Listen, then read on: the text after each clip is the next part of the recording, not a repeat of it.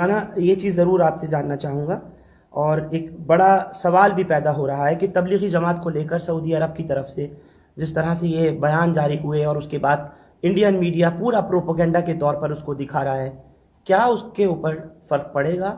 آپ کو لگتا ہے کیا بھارت میں اس کا کوئی اثر دیکھنے کو ملے گا؟ مجھے بھارت کی بات، بھارت ہی کا کنسرن ہے، اور میں یہ کہتا ہوں کہ یہ آرگنائزیشن، یہ سنستھا وہ ہے جس نے لوگوں کو برائی سے نکال کر بھلائی میں ڈالا، شر سے نکال کر خیر میں ڈالا، شراب خانوں سے نکال کر مسجدوں پہ ڈالا۔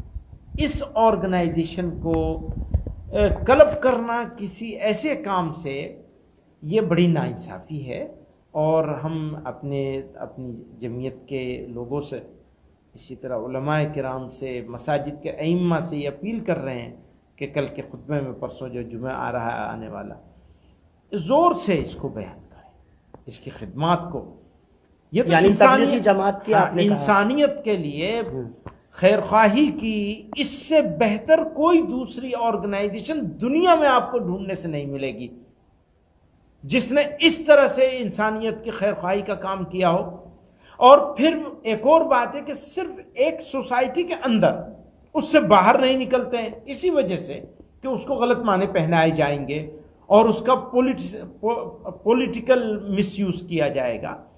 تو ہمارے لیے تو یہ بڑے فخر کی بات ہے کہ ہمارے ملک میں ایک ایسی تنظیم موجود ہے اور وہ کام کر رہی ہے اور ساری دنیا میں کر رہی ہے۔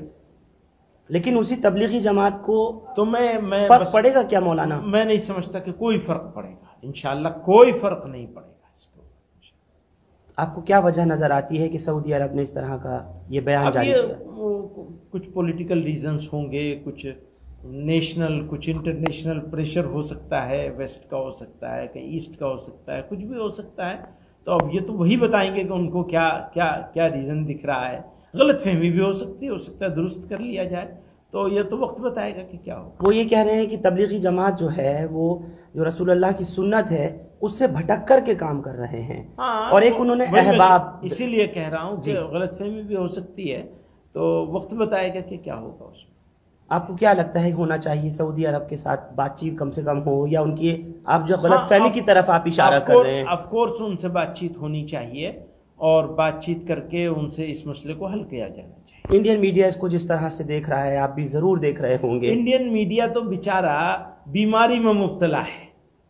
انڈین میڈیا، انڈین مین اسٹریم میڈیا جو ہے وہ تو بیمار ہے، اس کو جس کو کہتے ہیں نا یلو جرنلزم کا شکار ہو گیا ہے۔ یہ ایک پروٹوٹائپ انہیں پیش کرنا ہے دنیا کے سامنے، ایک مرچ مسالہ لگا کر کے لوگوں کے سامنے پیش کرنا ہے، اور مسلمان سب سے آسان ہتھیار ہے ان کے پاس کہ وہ مسلمانوں کا سے ریلیٹڈ کوئی بھی چیز مل جائے تو سبحان اللہ ماشاءاللہ بلی کے بھاگوں چھیکا ٹوٹ جاتا ہے، اور وہ چٹخارے لے کر کے نمک مرچ لگا کر کے شروع ہو جاتے ہیں۔ تو وہ تو ٹھیک ہے، اس سے تو میرے نزدیک اس سے خطاب کرنا بھی مناسب نہیں۔ چلیے میرا آخری سوال آپ سے، آپ کا پیغام جو آپ دینا چاہ رہے ہیں تبلیغی جماعت کے لیے، میں چاہتا ہوں اس بات پر اور روشنی ڈالیں، کیونکہ بہت ائمہ حضرات ہیں جو اس وقت آپ کو لائیو سن رہے ہیں اور دیکھ رہے ہیں۔ میرا صرف آپ نے کہا کہ مسجدوں میں خطبوں سے پہلے اپنے خطاب کریں اور تبلیغی جماعت سے لوگوں کو جوڑنے کی کوشش کریں، اس کے کارناموں کو بیان کریں،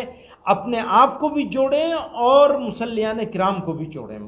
عام مسلمانوں پہ محنت ہونی چاہیے کہ اب ہم ابھی تک اگر ہم کسی وجہ سے تبلیغ میں نہیں ہیں تو اب ہمیں تبلیغ میں شامل ہونا ہے، طاقت لگانی ہے اس کو۔